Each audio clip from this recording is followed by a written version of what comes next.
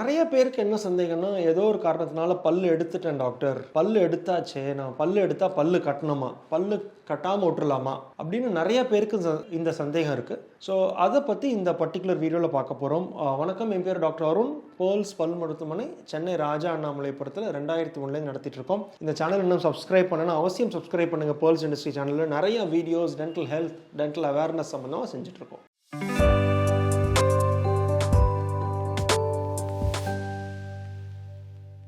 பற்கள்னு பார்த்தீங்கன்னா, அடல்ட் பற்கள் வந்து 32 நம்பர்ஸ் இருக்குது இல்லையா? அந்த ஒவ்வொரு பற்களுக்கும் ஒவ்வொரு யூஸ் இருக்குது. ஃப்ரண்ட்டில் இருக்கிற பல்லு இன்சைசார், அதுக்கப்புறம் கெனைன், அதுக்கப்புறம் ப்ரீமோலார்ஸ் அண்ட் மோலார். ஒவ்வொரு பல்லுக்கும் ஒவ்வொரு ஃபங்க்ஷன் இருக்குது. ஸோ எல்லா பல்லுமே முக்கியம் நம்ம வாயில். பற்கள்லாம் முக்கியமாக இல்லைன்னா நமக்கு தேவை கிடையாது இல்லையா? ஸோ ஒவ்வொரு பல்லுக்கும் ஒவ்வொரு ஸ்பெசிஃபிக் ஃபங்க்ஷன் இருக்குது. ஸோ இந்த பற்களை வந்து முடிஞ்ச வரைக்கும் நம்ம எவ்வளோ ப்ரிசர்வ் பண்ணி அதை பாதுகாக்க முடியுமோ பாதுகாக்கிறது ரொம்ப ரொம்ப இம்பார்ட்டன்ட். ஏதோ ஒரு காரணத்தினால, ஒரு ஆக்சிடென்ட்னாலேயோ, ஒரு பல்லு சொத்தையினாலேயோ, ஆர் ஏதோ ஒரு இன்ஃபெக்ஷன் வந்துருச்சு, பல்லு ஆட ஆரம்பிச்சிருச்சு, அதனால எடுக்கிற மாதிரி இருந்துருச்சு அப்படின்னா அந்த பற்களை ரீப்ளேஸ் பண்ணணுமா? ஸோ ஃபஸ்ட்டு நம்ம என்னெல்லாம் புரிஞ்சுக்கணும், இது ரீப்ளேஸ் பண்ணுறதும் பண்ணாததும் அதோட பற்களோட ஃபங்க்ஷனை பொறுத்து. இப்போ ஃபார் எக்ஸாம்பிள் நம்ம ஃப்ரண்ட் பல் இருக்குது அப்படின்னா, ஃப்ரண்ட் பல்ல யாருமே ரீப்ளேஸ் பண்ண வேண்டாம்னு சொல்ல மாட்டாங்க. கண்டிப்பாக எனக்கு ரீப்ளேஸ்மெண்ட் பண்ணணும்னு தான் சொல்லுவாங்க. ஃப்ரண்ட் பல் ஓட்டையோட யாருமே இருக்கிறதுக்கு விரும்பப்பட மாட்டாங்க. ரீப்ளேஸ் பண்ணலைன்னா அந்த இடத்துல நம்ம பேசும்போது சரி, சிரிக்கும் போது சரி, நல்லா இருக்காது பார்க்கறதுக்கு. நம்ம பேசும்போது உமிழ்நீர் அந்த ஸ்பேஸ் வழியாக வரும். நிறைய பேர் பார்த்தீங்கன்னா கையை வந்து கவர் பண்ணிகிட்டே பேசுவாங்க, ஃபேஸை கையால் கவர் பண்ணிகிட்டே பேசுவாங்க. ஏன்னா அந்த சலைவா வந்து மற்றவங்க மேலே படாமல் இருக்கிறதுக்காக. ஸோ அவர் பேசுறது வந்து உச்சரிப்பு சரியாக இருக்காது. ஏன்னா நிறைய காற்று வர்றதுனால உச்சரிப்பு சரியாக இருக்காது. ஸோ ஃப்ரண்ட் டூத்தை வந்து பொதுவாக யாருமே ரீப்ளேஸ் பண்ண வேண்டாம்னு சொல்ல மாட்டாங்க. ஏன்னா ஒரு ஃபங்க்ஷனுக்காகவோ, ஒரு ஈஸ்தட்டிக் அப்பீலுக்காகவோ ஃப்ரண்ட் டூத் இருக்கிறது ரொம்ப ரொம்ப முக்கியம். நிறைய பேருக்கு என்னென்னா, இந்த கடவா பல் எடுக்கும்போது யூஸ்வலாக வந்து ஒரு 30 இயர்ஸ் 40 இயர்ஸில் ஒரு ஃபஸ்ட்டு மோலார் சொத்தையாகி பல் எடுக்க நேர்ந்துருச்சுன்னா, ஒரு பல்லு தானே டாக்டர், அப்படியே விட்டுறலாமா அப்படின்னு யூஸ்வலாக நிறைய பேருக்கு இந்த டவுட் இருக்குது. ஸோ அந்த பற்களை வந்து நம்ம ஏன் சேஃப் எடுக்காமல் ஆஃப்கோர்ஸ் பாதுகாக்கணும், பட் எடுக்க நேர்ந்துருச்சுன்னா என்னெல்லாம் ப்ராப்ளம் வரதுக்கான வாய்ப்பு இருக்குது.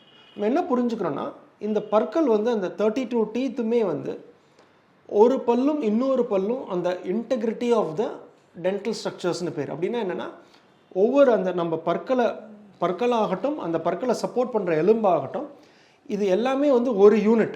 32 பற்கள் தனித்தனியாக இருந்தாலும் அதுவும் 32 பற்களும் உள்ளுக்குள்ளே இருக்கிற எலும்பும் சேர்ந்து ஒரே யூனிட். இந்த ஒரே யூனிட்டாக இருக்கும்போது சரி, ஒரு பல்ல மட்டும் நம்ம எடுத்துட்டோம் அப்படின்னா என்ன ஆகும்னா, இந்த யூனிட்டோட பேலன்ஸ் வந்து டிஸ்டர்ப் ஆகிடும். இப்போ யூனிட்டோட பேலன்ஸ் வந்து எதனால டிஸ்டர்ப் ஆகுது? ஸோ ஏன் டிஸ்டர்ப் ஆகுதுன்னா, இப்போ ஒரு பல் எடுத்துட்டோம்னா பக்கத்து 2 பற்கள் என்ன பண்ணணும்னா, அந்த உள்ளுக்குள்ளே ஒரு ஸ்பேஸ் ஒன்று கிரியேட் ஆகிடும் இல்லையா? இந்த ஸ்பேஸில் வந்து அந்த பற்கள் வந்து சாயறதுக்கான வாய்ப்பு இருக்குது.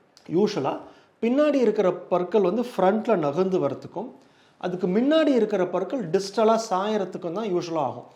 இது பின்னாடி இருக்கிற பற்கள் மூவ் ஆகும், ஃப்ரண்ட்டில் இருக்கிற பற்கள் சாயும். ஸோ இது சாயும் போது என்ன ஆகும், அந்த நடுவில் ஒரு ஸ்பேஸ் இருக்குது, அந்த ஸ்பேஸை க்ளோஸ் பண்ண இந்த பற்கள் ட்ரை பண்ணுது.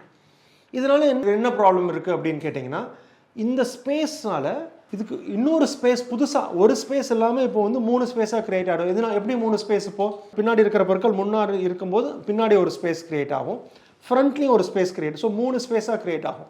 இப்போ 3 ஸ்பேஸாக கிரியேட் பண்ணும்போது என்ன ஆகும்னா, ஒவ்வொரு ஸ்பேஸ்லையும் போய் ஃபுட்டு மாட்டிக்கும். நீங்கள் ப்ரஷ் பண்ணி க்ளீன் பண்ணுறது கஷ்டம்.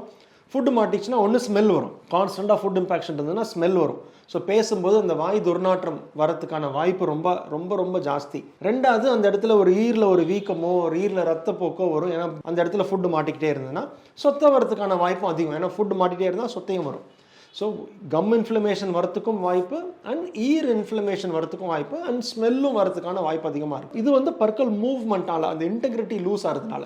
ஒரு தாடையில் மட்டும் இந்த ப்ராப்ளமாக அப்போசிங் தாடையிலையும் இருக்குமா? அப்போசிங் தாடையிலையும் இருக்குது. ஏன்னா மேலே இருக்கிற பற்கள் கீழே அந்த ஸ்பேஸில் வர ட்ரை பண்ணும். ஸோ மேலே இருக்கிற பற்கள் கீழே வரும்போது என்ன ஆகும், ஒரு பல்லுக்கும் இன்னொரு பல்லுக்கும் உள்ளுக்குள்ளே இருக்கிற அந்த கான்டாக்ட் வந்து டிஸ்டர்ப் ஆகி அந்த மேல் பல்லுக்கும் பக்கத்தில் 2 பல்லுக்கும் ஸ்பேஸ். ஸோ நான் 3 ஸ்பேஸ் சொன்னேன், இப்போ எக்ஸ்ட்ரா 2 ஸ்பேஸ், 5 ஸ்பேஸ் ஆகிடுச்சு. ஸோ அந்த 5 ஸ்பேஸ்லேயும் திருப்பி அதே ப்ராப்ளம், ஃபுட்டு போய் மாட்டோம், வாய் துர்நாற்றம் ஆர் கம் ப்ராப்ளம் வரதுக்கான ஆர் டிகே வரதுக்கான ப்ராப்ளம் இருக்குது. ஸோ இந்த பேலன்ஸ் டிஸ்டர்ப் ஆகி கம் ப்ராப்ளமும் வரதுக்கான வாய்ப்பு இருக்குது, டிகே வரதுக்கான வாய்ப்பு இருக்குது. இதை ப்ரிவென்ட் பண்ணுறதுக்கு தான் நம்ம பற்களை எடுக்காமல் இருக்கணும், அவர் எடுத்தால் ரீப்ளேஸ் பண்ணுறது ரொம்ப ரொம்ப முக்கியம். இவ்வளோ தானே டாக்டர், வேறு ஏதாவது இஷ்யூ இருக்கா?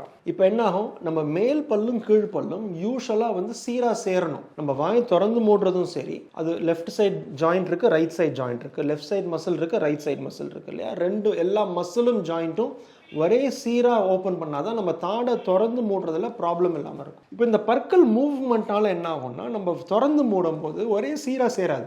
ஒரே சீராக சேரலைன்னா என்ன ஆகும்னா, மேல் தாடை பற்களும் கீழ்த்தாடை பற்களும் ஜாயின் ஆகும்போது ஏதோ ஒரு இன்டர்ஃபரன்ஸ் இருக்கும் பைட்டில். இந்த பைட்டில் இன்டர்ஃபரன்ஸ் இருக்கும்போது என்ன ஆகும்னா, கீழ்த்தாடை வந்து க்ளோஸ் ஆகும்போது ஏதோ ஒரு பற்கள் இந்த மாதிரி நகர்ந்த பற்களில் தட்டி அதுலேருந்து அந்த மூவ்மெண்ட்லேருந்து ஒரு சின்ன ஒரு டீவியேஷனில் போய் ஜாயின் ஆகும். So over period of years பார்த்தீங்கன்னா இந்த தாடை வலிக்கிறதுக்கான வாய்ப்போ ஒரு ஜாயிண்ட் வலிக்கிறதுக்கான வாய்ப்போ ரொம்ப ரொம்ப அதிகம். இந்த muscle imbalance and joint imbalance வராமல் இருக்கிறதுக்கு வந்து நம்ம பற்களை ரீப்ளேஸ் பண்ணுறது ரொம்ப ரொம்ப அவசியம். வேறு ஏதாவது இஷ்யூ இருக்கா? கண்டிப்பாக வேறு ஏதாவது இஷ்யூ இல்லை, கண்டிப்பாக இருக்குது. ஏன்னா இந்த பற்கள் முளைக்கும் போது ஆல்வியோலார் போன் கூட வந்துடும். நம்ம பற்களை எடுத்துட்டா அந்த எலும்புக்கு அங்கே யூஸ் இல்லை, எலும்புக்கு யூஸ் இல்லாதனால எலும்பு கரைஞ்சிரும். So over period of time என்ன ஆகும், அந்த எலும்பு அங்கே கரையும் போது, எஸ்பெஷலி நிறையா பற்கள் எடுத்து எலும்பு கரையும் போது ஒரு கன்னத்தில் குழி விழுந்தா மாதிரியோ ஒரு ஒரு ஒரு வயதான ஒரு அப்பியரன்ஸ் வரதுக்கான வாய்ப்பு இருக்குது. ஸோ இதெல்லாம் அவாய்ட் பண்ணுறதுக்கு தான் பற்கள் எடுக்காமல் இருக்கிறது பெட்டர். எடுத்துட்டா பற்களை ரீப்ளேஸ் பண்ணுறது ரொம்ப ரொம்ப அவசியம். இந்த வீடியோ பிடிச்சிருக்கும்னு நினைக்கிறேன். வேறு ஏதாவது கொஸ்டின்ஸ் இருந்ததுன்னா கமெண்ட் செக்ஷனில் கமெண்ட் பண்ணுங்கள். அஃப்கோர்ஸ் வீடியோவை லைக் பண்ணுங்கள், சேனலை சப்ஸ்கிரைப் பண்ணுங்கள். அடுத்த வீடியோவில் சந்திக்கிற வரைக்கும் டாக்டர் அருண் பர்ல்ஸ் பல் மருத்துவமனையிலேருந்து பேசுகிறேன். நன்றி, வணக்கம் அண்ட் தேங்க்யூங்க.